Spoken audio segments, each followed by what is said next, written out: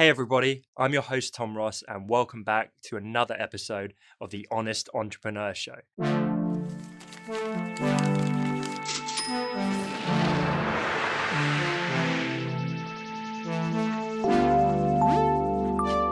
As you hopefully know by now, I like to keep things very real with you guys on this show. So today I'm going to be digging into the harsh realities and the sacrifice that it really takes to be an entrepreneur, as well as a look at what it's like being a crazy entrepreneur in 2018. I think an incredibly common narrative that revolves around entrepreneurship is that it's remarkably glamorous. We see this in the media and TV and movies all the time. We see the watches and the fast cars and the yachts and all of that cool stuff. And that is what entrepreneurship is purported to be like. What we often don't see is the sacrifice, the grind, and the behind the scenes stuff that kind of lets all of those results happen.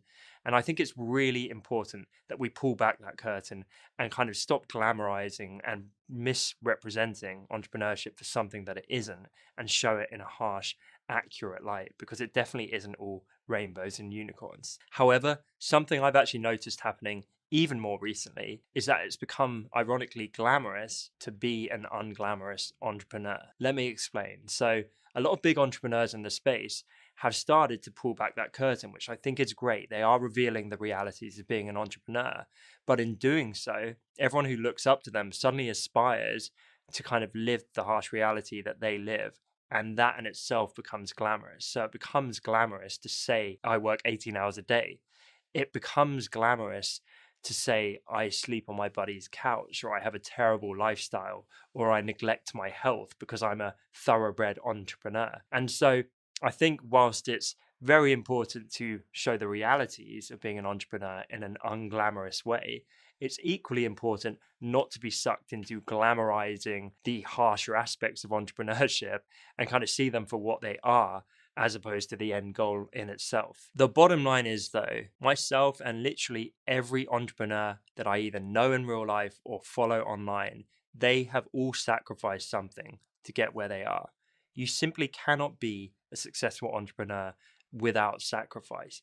You have to put in that bit extra. You have to give up certain things, because if you didn't, everyone would do it, right? The harder it is to attain, the less people that are willing to do it, and the more payoff there is for the people that actually bother. I know in episodes 1 and 2, I touched on health and hustle, on those kinds of things, where it came down to working 18 hours a day, really sacrificing my physical and mental health, and eventually putting myself in the hospital. Those would be some pretty big sacrifices that I think a lot of people wouldn't be willing to actually put in place. But it actually goes far beyond that. And I think this is the eye opener for many aspiring entrepreneurs.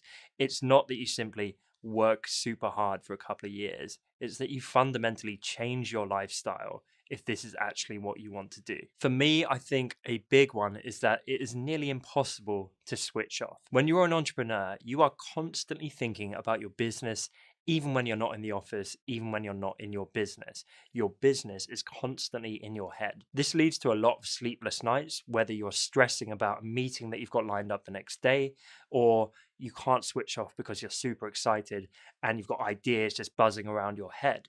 It's very inconvenient when you're lying there at 4 a.m., desperately wanting to sleep, but you literally can't seem to turn this stuff off. I think this is basically because there's no clear cutoff point. Because it's not a 9 to 5, you can't really leave your stuff in the office. You can't leave it behind you. And it becomes pervasive throughout your entire day, weekend, and life. It's always there. And there isn't that black and white clear cut divide between work and life or time off. It all kind of just meshes into one. So your work becomes your life becomes your work. And essentially, you're just an entrepreneur 24/7, it feels like. This, of course, leads to repercussions in your personal life. And I know I've certainly been guilty where I can't seem to be fully present.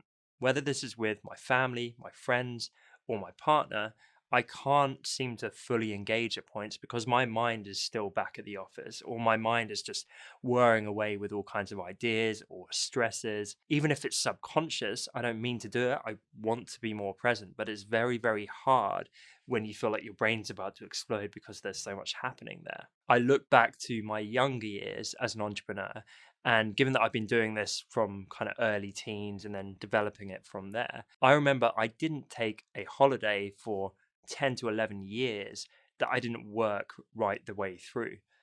And this in itself felt like a pretty big sacrifice at the time. I would be away with ex girlfriends, with family, with friends, and I'd have to be working like half the time. So I didn't get the rest. I didn't feel like I could fully enjoy the holiday.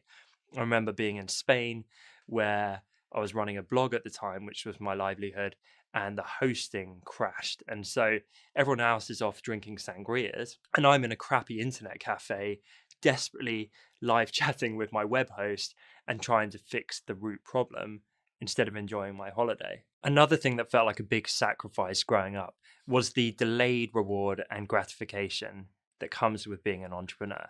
And by this, I mean you can put in a lot of work, years worth of work, and not see a payoff for a very long time, if ever. And that's the inherent risk of being an entrepreneur.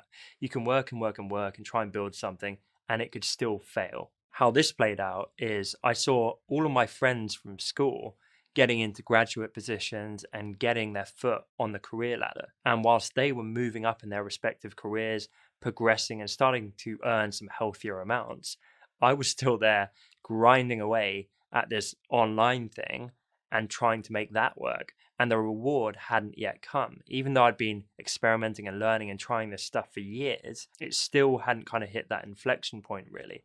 And this was really hard because I remember seeing all my friends get this disposable income and start to really enjoy their lives. And it made me feel like a kid. I felt really immature where they were the adults with the shiny new careers. And I was the kid who was tinkering on his computer, trying to make something of it. And you become filled with quite a lot of self doubt. You think, is it ever going to pay off? Am I going to be this kind of poor, struggling entrepreneur forever? Quite possibly. And the stats don't really help with this. They show that a tremendous number of entrepreneurs don't make it. A tremendous amount of companies do fail. And when you've got all of this circling around your head and you're like happy for your friends, but jealous a little bit at the same time, it makes it really, really tough. I literally remember going down the local pub with my friends and I was so poor. And this is not when I was like a complete kid. This is like out of college at this point. I would have to go down the back of my dad's sofa because I was living with him at this point and scramble around and find change down the back of the sofa. I'd find like 20p here and 50p down that armchair just so I could try and contribute to the cab to take us up to the local pub because I didn't want to be the guy who didn't pay anything. And it got literally that ridiculous. And when that's become your life and you feel like everyone else is starting to make it, you really question the sacrifice of being an entrepreneur. I think it was around this point where my dad, who's incredibly supportive and always has been, started having conversations with me saying, are you sure you don't want to go get a proper job?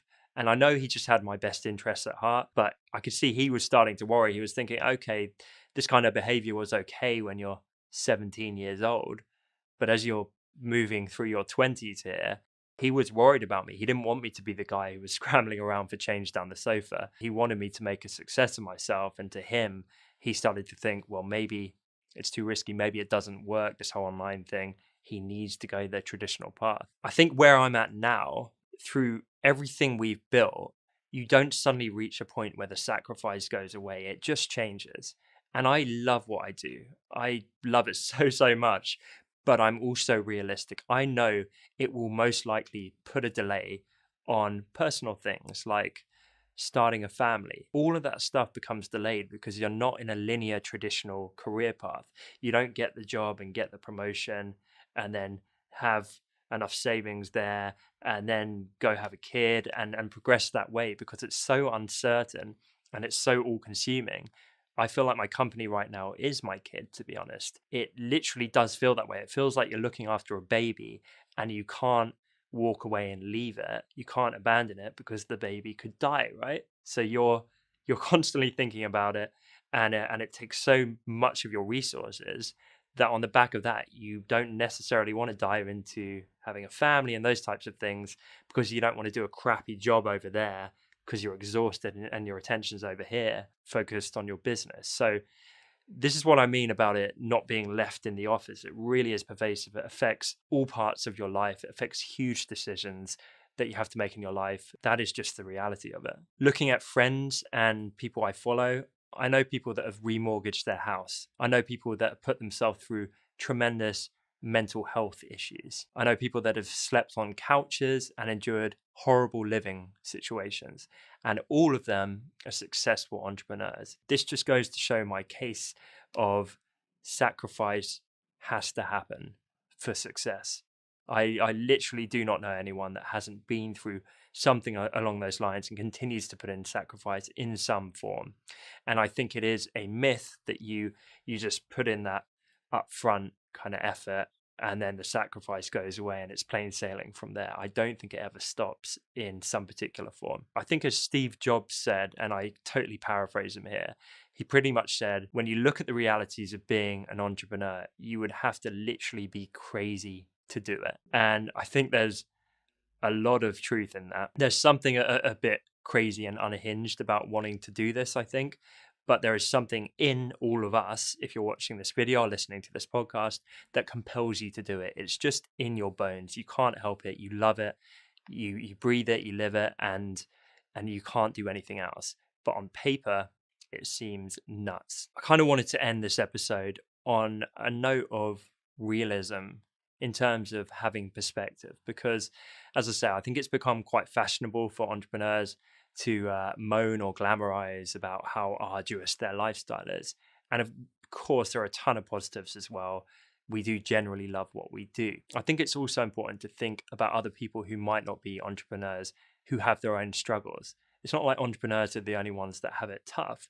In many cases, we have it incredibly lucky.